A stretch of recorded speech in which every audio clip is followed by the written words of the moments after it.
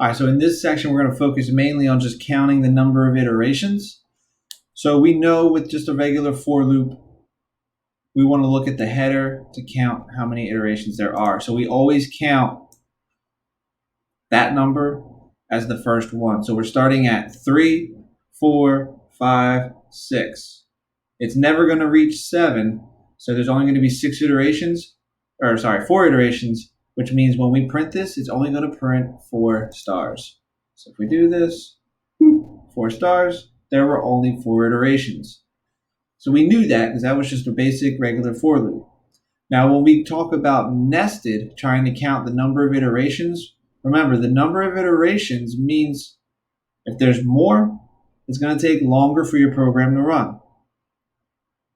So the shortcut to this is you multiply the number of inside iterations by the number of outside iterations. Because remember, it has to run through the inside loop completely first for every single time iteration of the outer loop.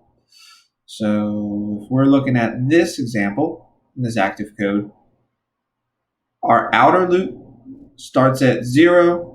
It's going to be less than 5, so it's going up to 4. So 0, 1, 2, 3, 4. So it's got 5 iterations on the outside.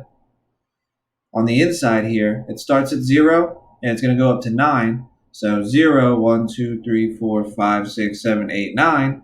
So that's going to be 10. So 5 iterations on the outside, 5 iterations on the inside. If we multiply this number, we know that there's going to be 50 iterations, or it's going to print 50 of these stars.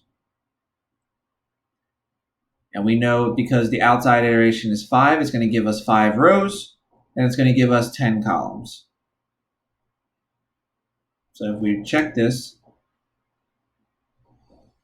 so we have a row of 10, a row of 10, a row of 10, a row of 10, a row of 10. So if we wanted to count how many stars there are, we say 10 times 5, and we get 50. So there are a total of 50 iterations.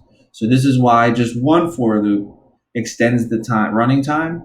But if we were to try and nest 3 of them, we want to try to limit that because that's going to drag the time out forever.